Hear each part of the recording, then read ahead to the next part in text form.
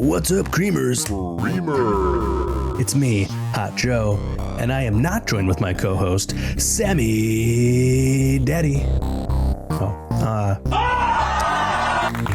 And I'm here to talk to Turkey like Ted Turner about some professional wrestling. Can we button your shirt? No. Well, you gotta look real good. I'm gonna look as good as I can, but I can't button it because it won't fit. I hate. Okay, hold it. Leave me alone. Here, just let me. Do the best you can. I am going to spin the wheel and determine AEW wrestlers' possible action in moral dilemmas. What's my match count for 2026, the year of super kicks? And as always, we'll leave a microscopic lab-grade sample of Room for Cream. All that on this episode of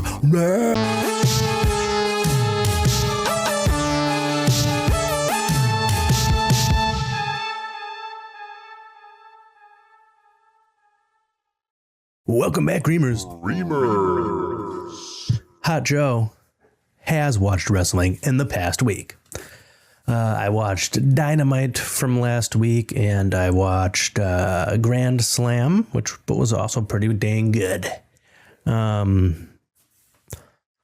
I mean, we had, I think, I would have loved to see Brody King win and them just kind of pivot from what they were planning on doing before, but it's fine.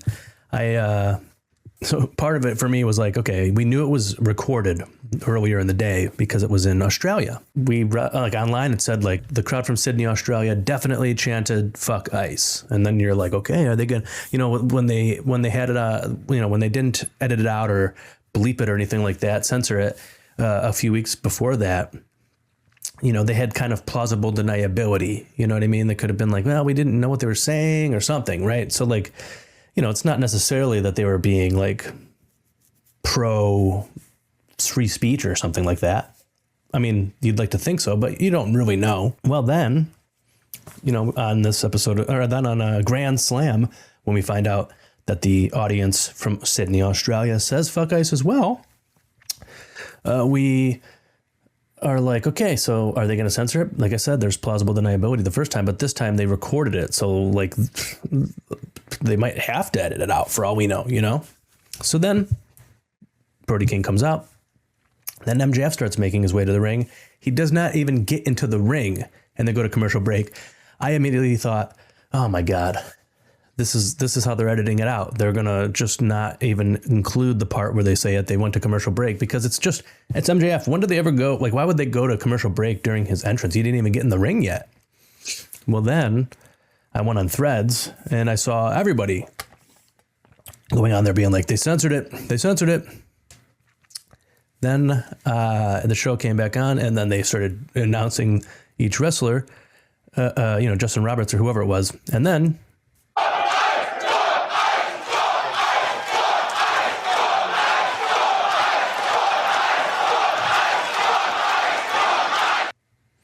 and I was like, I felt good inside. I thought, what, a lot of you Creamers at home know I'm an AEW fan. I'm not a WWE fan. And it's not just because I don't like their television show, which is true. I don't. But it's also because of the company itself. And when things like this happen, I think like I'm proud to be a fan of AEW. And I don't know. I thought it made me feel good about being a fan of AEW, and I appreciate that very much.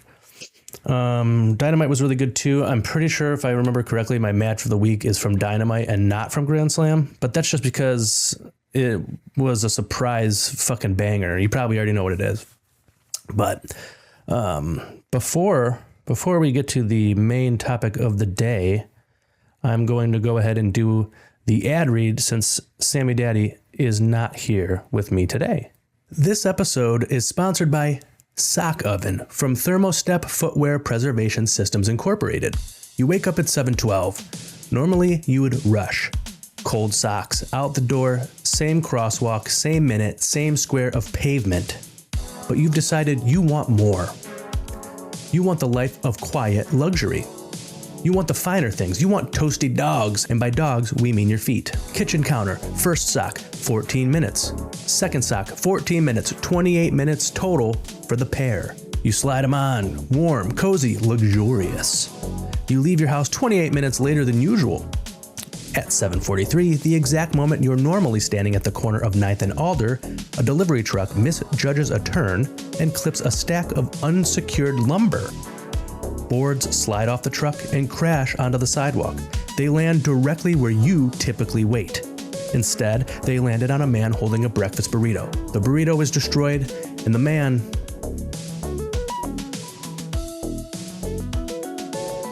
You arrive to work at 8:11 instead of 7:43. At 8 o'clock sharp, a conference room glass panel shatters during a team meeting you're usually early for. Tiny shards scatter across the front row chairs. Today, you are not in the front row. Someone else is, and he too is fucking dead. What did the guy from earlier with the burrito and Ted from accounting who had died in a rainstorm of shards of sharp glass have in common? They both left this world with not warm feet.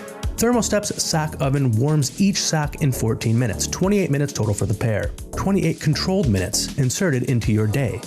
If you go to sockoven.com in the next 25 hours and order online, you'll receive 25% off shipping. Inside every sock oven box is a small, unmarked metal disc. Just keep it somewhere safe, okay?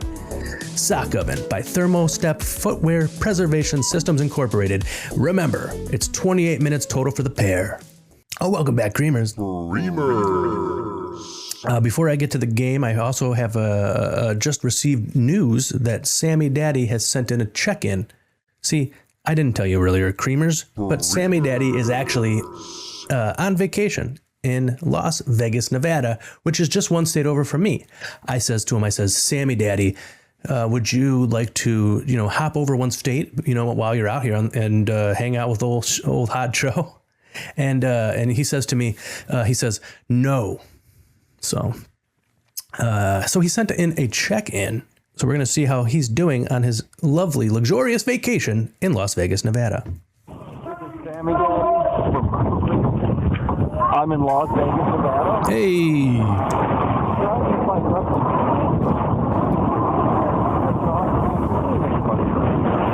This is my view. Sorry, my hair is loose, but I'm doing honestly recording, as you can tell. I'm just running to the back. There's Ronnie Two Legs. What the hell is he doing? Ronnie Two Legs. Anyway, so I got my baseball and the WrestleMania next one. However, there's my friend, the doctor. What? Anyway, is that what is everybody doing here? So, besides You guys that, are all out there? everything's going great. Oh, Brittany Daddy's here. Love you guys, and that's all I got to say. So, I love you, and I wish you all the best. Aw, Sammy Daddy. We miss you as well, and we can't wait to have you back next week, Paolo. All right, Creamers. Today I'm going to play a little game of Spin the Wheel and determine what some of the AEW wrestlers would do in moral dilemmas. What I'm going to do is I've got two separate wheels. One of them is numbered, and each number represents a moral dilemma that I will read off of a list of whatever. You'll see. The other one is of the wrestlers themselves from AEW. So first I'm going to spin the wheel of the wrestler and see who's going to be given this moral dilemma. And then I'm going to spin the wheel of the moral dilemmas, and I'm going to try to figure out what this wrestler would do. I'm going to look at it from their perspective and figure out, if they were in this scenario, how would they go about it? So without further ado, we've got the wheel of wrestlers.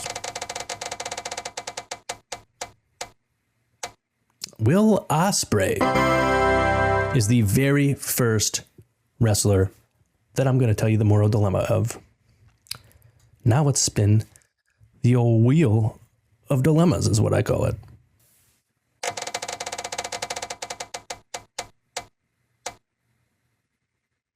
It landed on 7.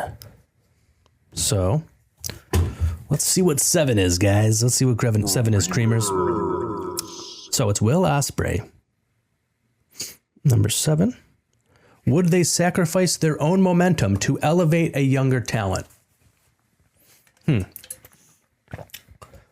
Well, it's funny because I do think Will Ospreay, you know, if he was in a situation where he had to sacrifice his momentum to, you know, make a younger talent look really good, I think he pretty much does it all the time. I mean, he doesn't sacrifice his momentum necessarily, but he, you know, he feuded with Kyle Fletcher when Kyle Fletcher was still sort of looked at as like a tag team guy that was just waiting for his partner to return from injury. And I think that really is part of what started skyrocketing him to being in everybody's minds when they think of future main eventers. So I would say that Will Ospreay would, in fact, sacrifice his momentum. Even though he didn't do it then, I think he would. All right, let's see what the next one is. All right, who we got?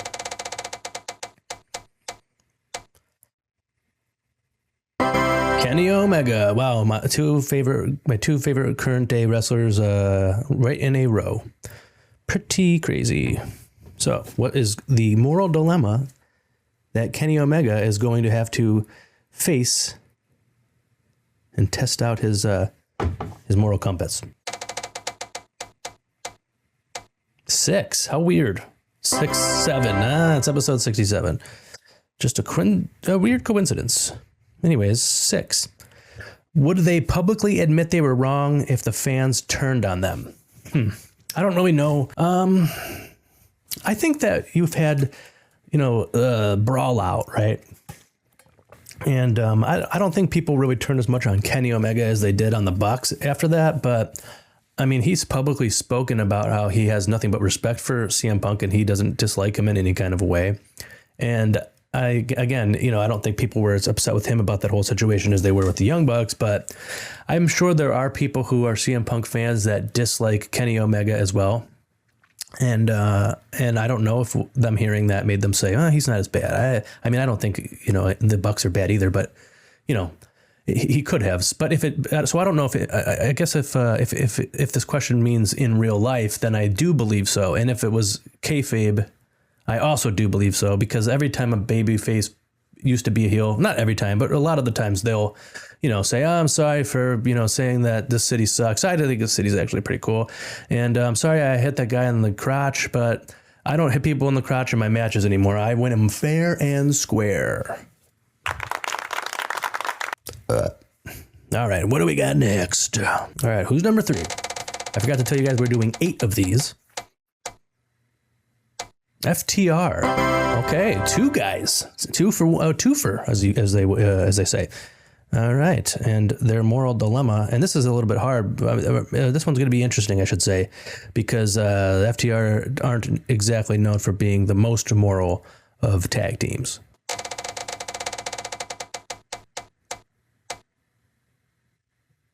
Four. Okay, so FTR. And 4. And 4 is, would they fake an injury to manipulate public sympathy? Yes. The answer is absolutely yes. I do think they would do that. I don't remember. I mean, obviously, their manager, Stokely Hathaway, is literally currently doing that. It's kind of like the perfect people to be faced with this moral dilemma, because we already know the answer, and that is that they would do the wrong thing. Fucking FTR, bruh. All right, time to spin the wheel again.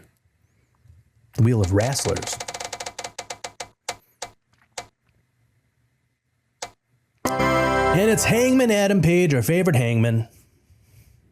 I wonder what his moral dilemma will be. He's been in there's been times where Hangman Adam Page does the right thing, and then there's times where he does the wrong thing. I think, you know, mostly the right thing, but sometimes wrong thing, you know.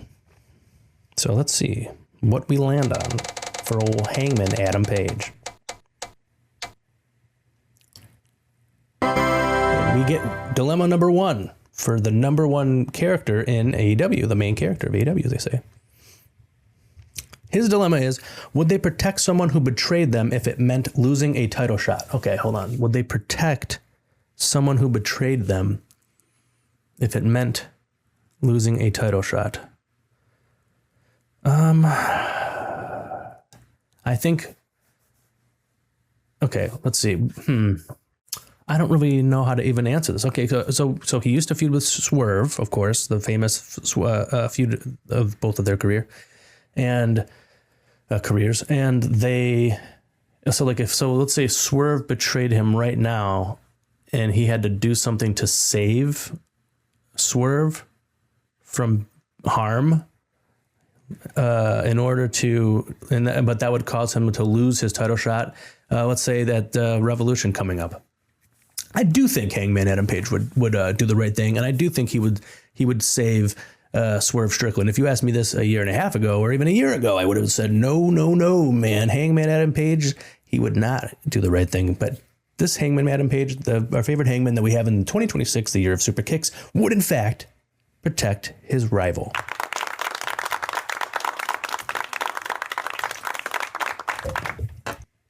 All right, who do we got next?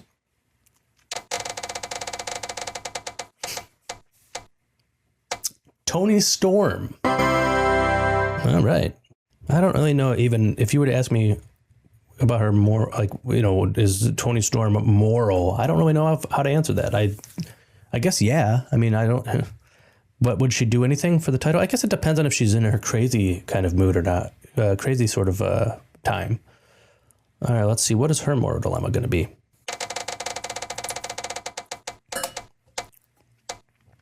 Moral dilemma number 10. Number 10.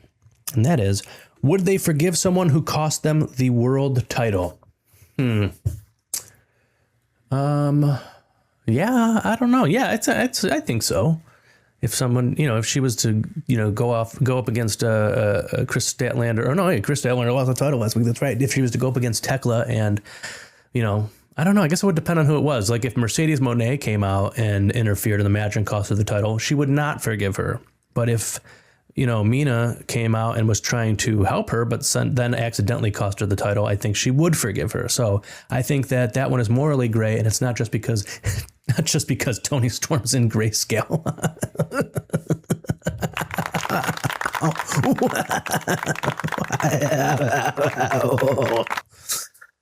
Anyways, all right, time for the next wrestler. This is the 6th, which means that we have 2 more to go after this.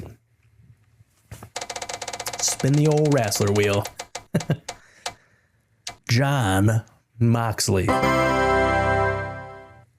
Okay, I mean, this is one of those ones where it's a very usually immoral guy. But you know what? On this past week's Grand Slam Australia in Sydney, Australia, what's his name? Wheeler Yuta was trying to do the wrong thing. He was the one who took the pin from Toni Storm after a Storm Zero.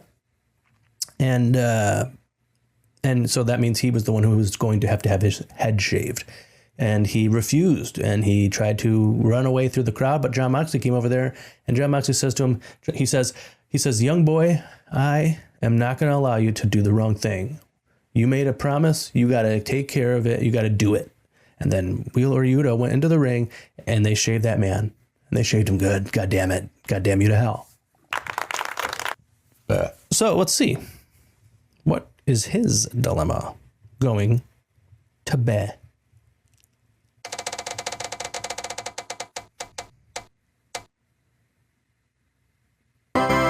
Moral dilemma number 13. Taz's favorite number.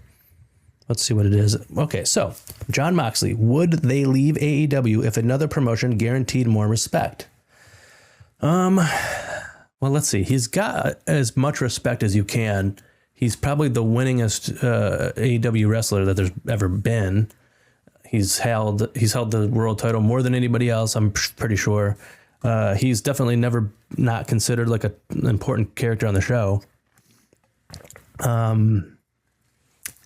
I guess the rival promotion that he would go to would be WWE, and I don't think he'll ever go back to WWE. I have a buddy who is a WWE fan, a Fedhead, if you will. And earlier we were talking, I was telling him that he should be watching AEW, and he doesn't watch it. He refuses. He says he feels like he'd be cheating on WWE. And then I brought up, Another masked man story. Very, very interesting. You know, obviously being sarcastic because it's not interesting. And he responded, Dean Ambrose. And I thought what he was saying was that Moxley is not entertaining on AEW. So I responded and I said, well, what match of his did you not like? Because I know that he's not watched AEW. But I misunderstood what he meant. He was not saying that. He was saying that he thinks the masked man is Dean Ambrose. I have no idea why people think that. It's just insanely ridiculous. First of all, Jon Moxley's contract is not up. His contract, he's still contracted to AEW. He loves AEW, and I don't think he likes WWE. I mean, he seemed to not like them before. I don't know what would have changed his mind. And I've seen him in interviews before. I think in an interview he said that he will never let AEW become uncool. He's going to always make sure that it's cool. I don't see that being something someone would say. I think his DNA is in AEW, and I don't mean, you know, just because he bleeds all the time. I mean because he's been there since day one, and he's part of the promotion forming into what it is today. It has to do with a lot with Jon Moxley. So I don't think Jon Moxley would leave AEW to go to WWE if they offered him more respect, because I mean he gets as much respect as you could possibly get in AEW. Okay, number 7, the Penn Ultimate. That's a cool, like a smart guy way of saying the second last one. Who do we got? Konosuke Takeshita. Takeshita has slowly been becoming less of a piece of shit and more of a fucking cool guy. Am I right, gang? And I don't know. I mean, he definitely isn't moralless, if that's even a word. He's definitely not immoral. Okay, let's see. What is his test of wills?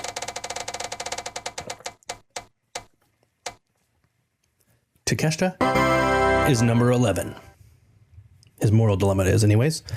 Okay, would they align with management if it meant stability and power? Well, he aligns with Don Callis. He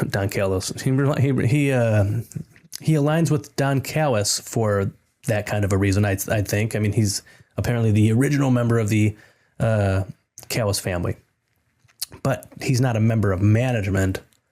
I think he would. I don't think that he would do it in a evil way. I think he would just, he's not really like bad or good, you know? He's not a bad guy. He's not a good guy. He's the guy. I made that up.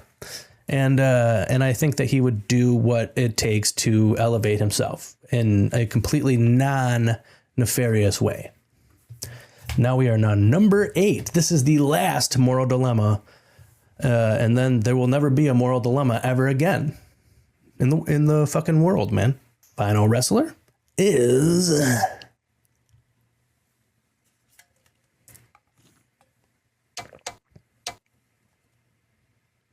the Young Bucks, my favorite wrestler.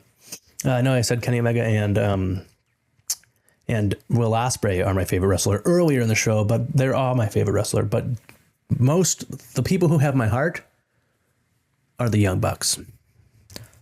And they're good boys. They're some of our best, you know. Let's see what they would do with this moral dilemma. Moral dilemma, no moro. 12. Okay. The final dilemma, the Young Bucks. Would they intentionally injure an opponent to secure a legacy-defining win? Now, those are my best boys. You know what I mean? I love those boys. I don't think that they could do wrong, really. And so, no, I don't think they would do that. I think that they have sacrificed life and limb for the professional wrestling business, and they wouldn't super kick a fly, if you know what I mean.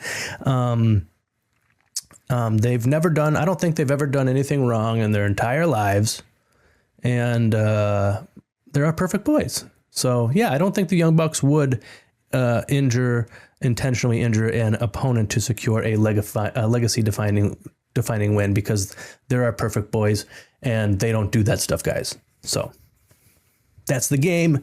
Maybe we'll do it again when Sammy Daddy's on here. Why don't you comment below, Creamers? Let me know, what do you think of the moral dilemmas that we had in this game, do you think that the wrestlers would act differently than what I said? Do you think that they would act the exact same? Why don't you let me know? And let me know, too, if you'd like to see this game done again, but with Sammy Daddy in it as well. And obviously, we do both WWE and AEW wrestlers. So there is no John Cena quote of the week. Because as you creamers, you beautiful creamers, you creamy creamers know, the John Cena quote of the week are excerpts from the book of John Cena quotes that was acquired by Sammy Daddy. I do not have this book. I cannot read his quotes. I don't want to step on the toes of one Sammy Daddy. That's his thing, and I don't want to butcher it. You know what I mean? I know I did the ad read earlier, but that's because we had to, or they would shut us down.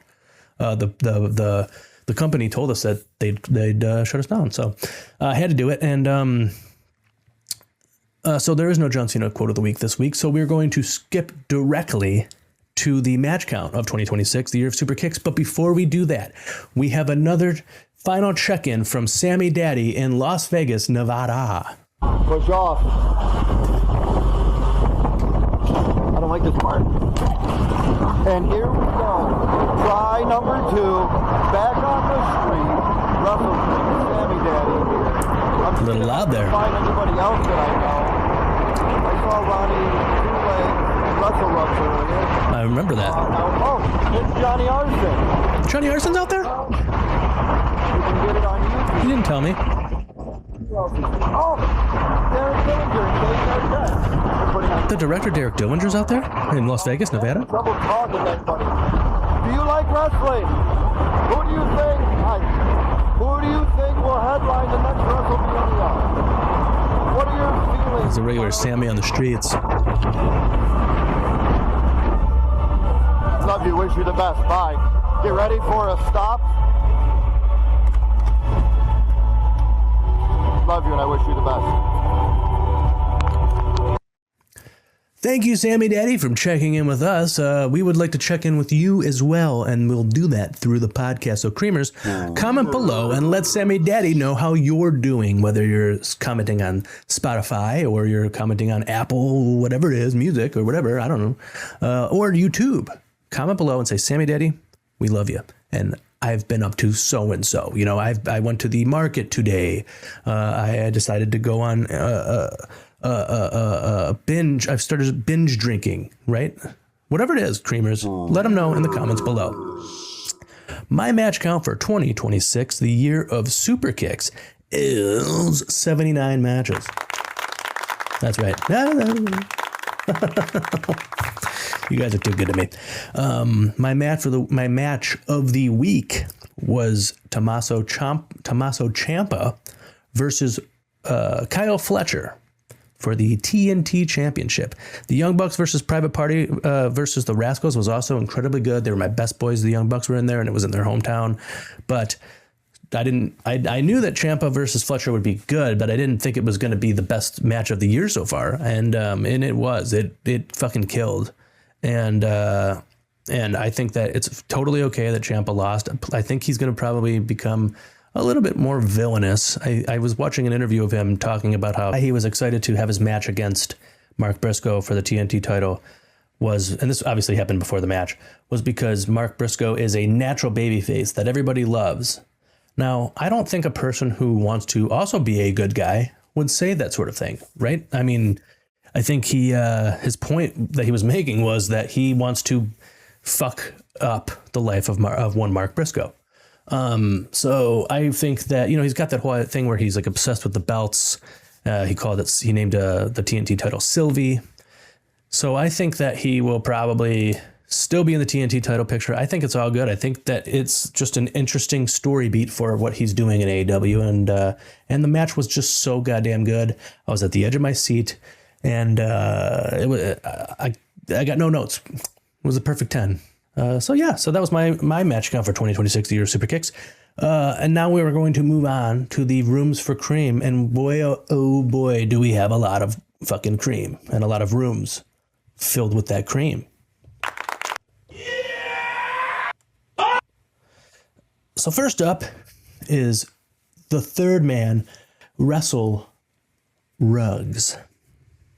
What's up, boys? This is Matt, a.k.a. Wrestle Rugs, Wrestle a.k.a. the Rugs. official third man, calling in for an RFC. It's going to be real quick, real simple today. This one goes out to all the baking creamers. Oh, I'm one of those. Quit putting salt on top of chocolate chip cookies. I didn't know people There's did that. no need for it. I didn't know people did that. A lot of fucking recipes call for salt in the mix, but we do not need thick-ass salt rocks sprinkled on top of our chocolate chip cookies. Wow. All right, thanks. Love you, boys. Well, thanks for calling in, Wrestle Rugs. Yeah, I didn't know that people were doing that. I don't really know all the cool food trends and stuff like that that often, and so I didn't know that people were doing that. I think that you can put salt on salted caramel cookies. So like if you have like a salted caramel chocolate chip cookie, you definitely want to put some salt on there. Then it wouldn't be salted, right? And also it fits. But and I don't think I would ever put salt on a chocolate chip cookie. But salt with chocolate is not bad. There's these breakfast bars I eat every day that have like chocolate on. You know, they're like coated in chocolate and there's salt on top, and then there's like this protein that's supposed to taste like a pretzel inside, and it kind of does. But it's a delicious treat. Probably not what you're probably not supposed to eat that for breakfast, but that's what I do. So thanks for letting us know about the cookie situation. I will make sure that if I ever meet anyone who does that, I'll kill them. All right, now we've got fucking creamsman of the Cream America, Derek Dillinger. I believe he's still in prison. Hopefully not, though. I guess we'll find out in just a moment. This is the Room for Cream of Derek Dillinger, pro wrestling man, Derek Dillinger. This call is originating from an No, he's still imprisoned. It is being recorded Poor for little security guy. purposes. Poor little guy. Hello, Creamers. This is number one amigo of the show, Derek Dillinger. Hey, Derek calling in Dillinger. Specifically for a very important message to Hot Joe here. Oh. Joe, is there any way you can put an alert or a bulletin out to the Cream team? I'm in prison, and maybe I could use some honey buns because those are currency here behind bars in the pen. I could use it to buy some things. If you could, get me a whole bunch of them and send them to Derek Dillinger at P.O. Box 125 Drive, that would be really great. Now this is the point of the call where I do have to leave a message for that audio pervert, Ronald Two Legs. Whoa, boy. Ronnie, if the cream taste of winter, abandon the harbor. 6253. 6253.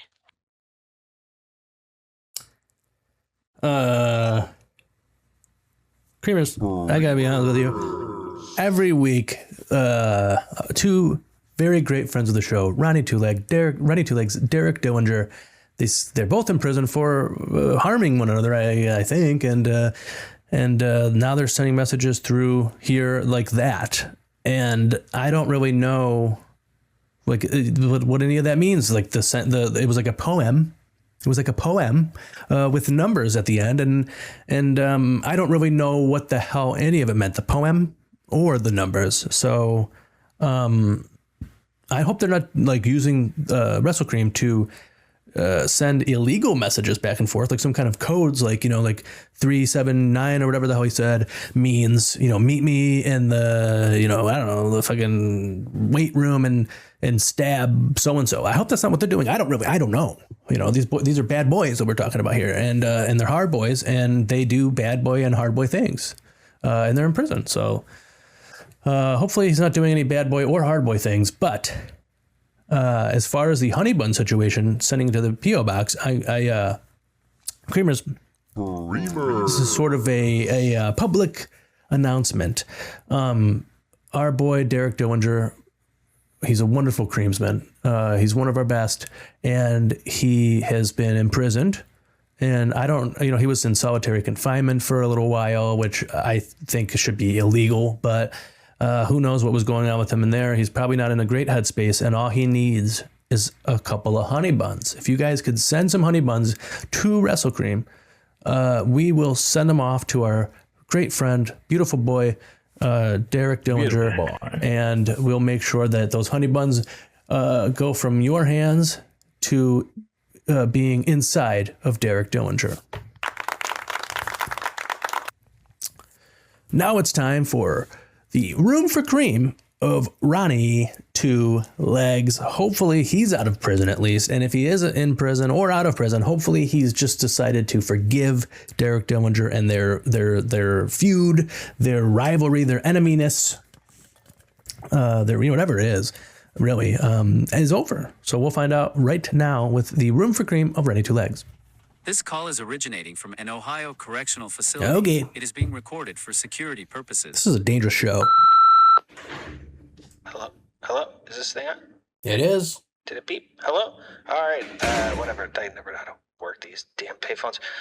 Hey, what's up, boys? It is your boy, Ronnie Two Legs. Hey, Ronnie. Current #1 incarcerated. Creamsman, all-time best cream. That's debatable. All-time. How do you fucking say cream in Spanish? Okay. Anyway, How you doing, buddy? Just wanted to say what's up. Still working on some things. Still here in jail, unfortunately. I hear you. But we're working on that. We got a plan. Fucking, I should be saying that, huh? Yeah. Okay. You definitely should not be. This. Anyways, it doesn't matter. What's Oh up, no. boys? What if that's what they're doing, guys? I love the show, love you boys, but we got to get to some business here, using a little bit of correspondence here for the show. So, Derek Dillinger, Oh boy. accentuate the circumstance while tiptoeing the wire edge. Scream fast towards the sunset. 24, 44, What the fuck? 76. 24, 44, 76. What is happening, dude? All right, boys, this will all make sense here eventually. I do not want to know what that You know, means. either way, that's fine. Oh boy. Okay, I feel like I'm an boys, accomplice, guys. Yep. Get me out of jail. It really sucks in here. I can't do this shit anymore. Get me out of here, boys, please. I'll see you later. I am incredibly concerned with what they're using the platform of WrestleCream and the millions and millions of creamers. Some people say there's even trillions of creamers, but we haven't got that in our analytics yet. But we'll definitely let you know. But they're listening to the show and they're listening to two hardened criminals in the professional wrestling business, trading back poems and combinations of numbers, and I am incredibly scared that I am now an accomplice and that I'm going to go into the prison with them. And I don't want to go to prison, guys. I don't want to go to prison at all. Hotjoe can't last in prison. I can't, and I refuse. So Derek Dillinger, I know you can't hear the show right now, and same with you, Ronnie Two Legs. But if you guys do hear this, please do not pass weird messages along on the show anymore. You're scaring old Hotjoe, okay? This is a scary HJ.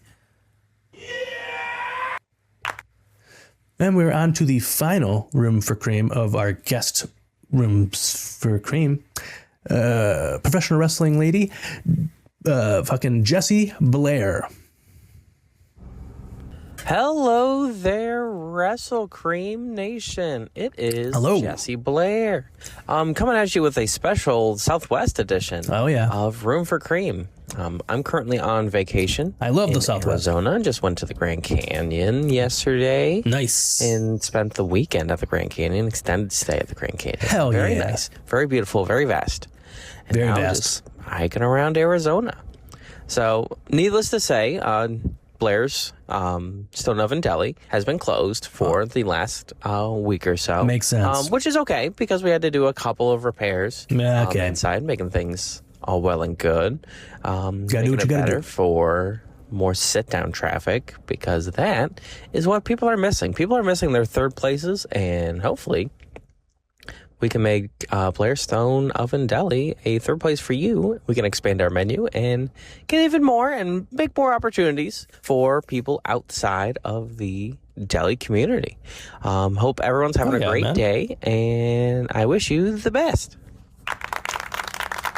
Jessie Blair, everybody. Now that one, I like the when Jessie Blair sends in Rooms for Cream because she's not using the program to commit crimes or whatever. I don't know what those boys are doing, what those hard boys are doing, but those bad boys need to knock it off. But Jessie Blair, thank you for calling in. Thank you for letting us know. I love the Southwest.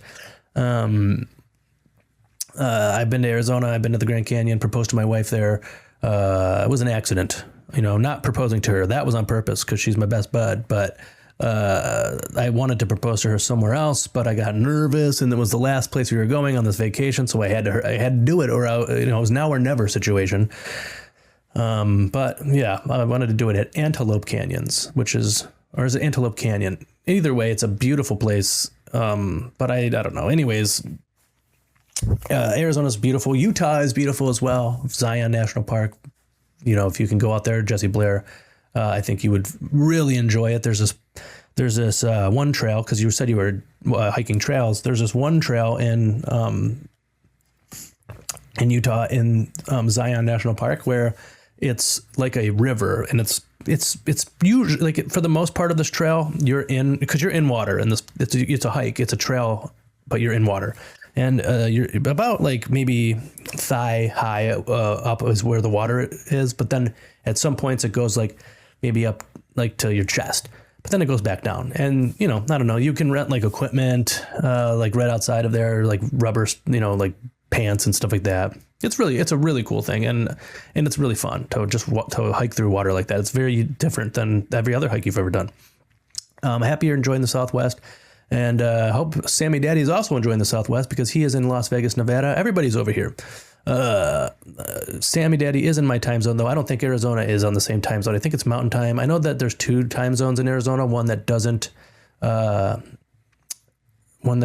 observe daylight savings time, and one that does.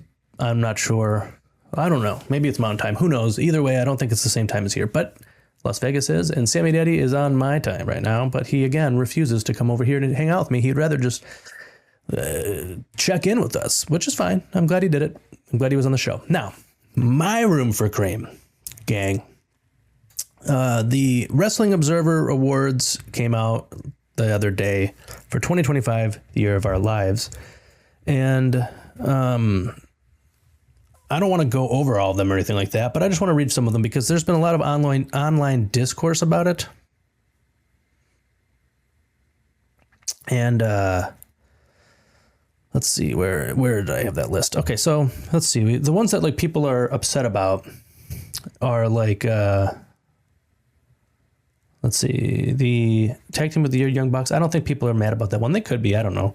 I mean, I would agree with it. They're the best tag team in the world.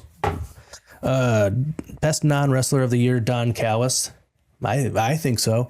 Match of the year, Kenny Omega versus Gabe Kidd at Wrestle Dynasty. Now, a good friend of the show, Wrestle Ruggs, just said the other time he was called in that if he saw that match last year, it would have been his match of the year. So you can't really argue against that one. Worst match of the year, Cody Rhodes versus John Cena at WrestleMania 41. That one probably pisses people off. I didn't see the match, so I don't know. But I do remember there was people very upset with it, so I can see that being on this list. Most outstanding wrestler of the year, Konosuke Takeshita. I love him, and I do think he's one of the best wrestlers in the world.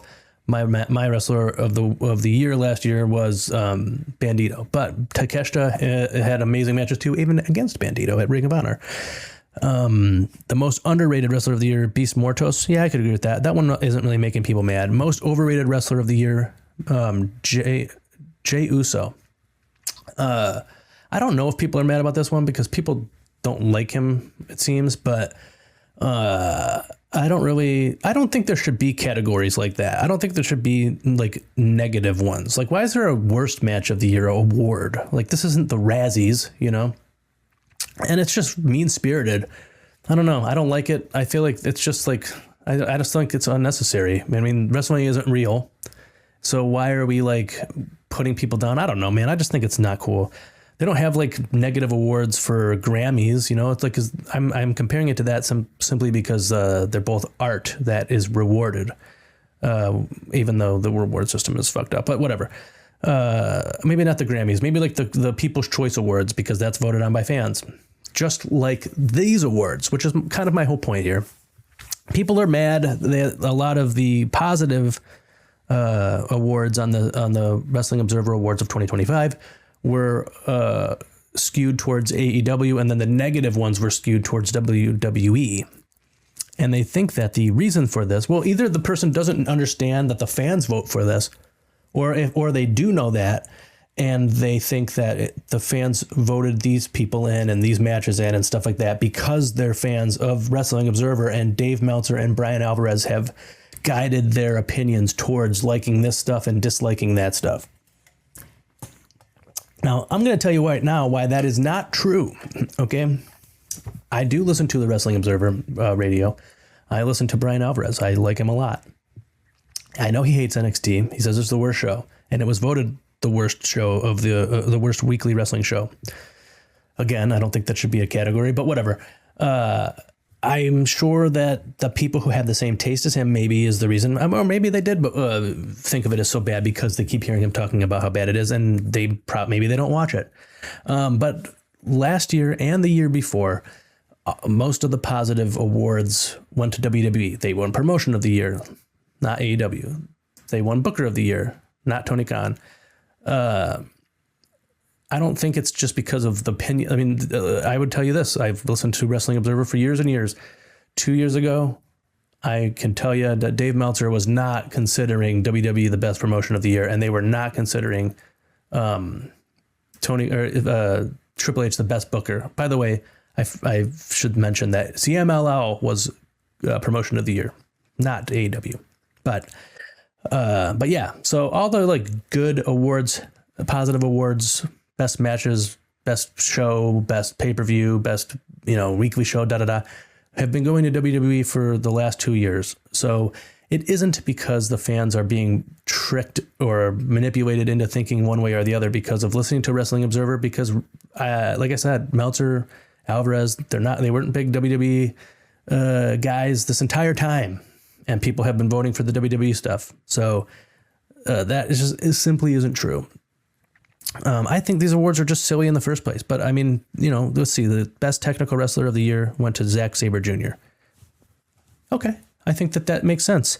I think he was the best technical wrestler of the year. Most improved, Harley Cameron. I would agree with that.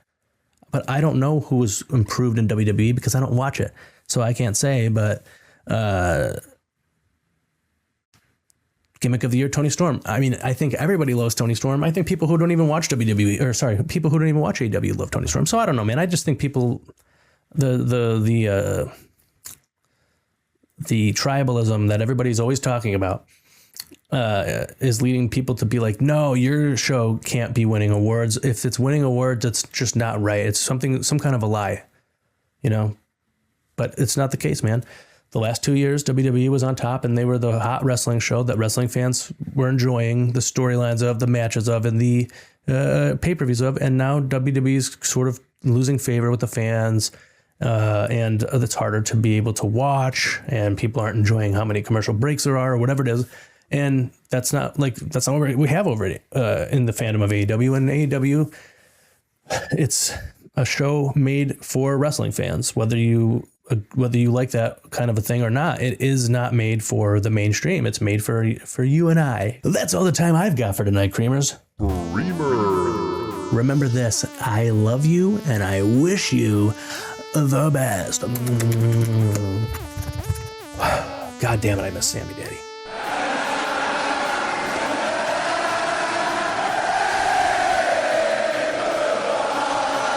Insane Clown Posse, you make your in-ring wrestling debut tomorrow night on Raw is War. That's right!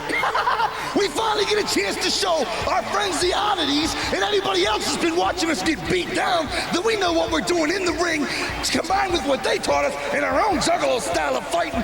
Kai and Tai, it's time to die and die.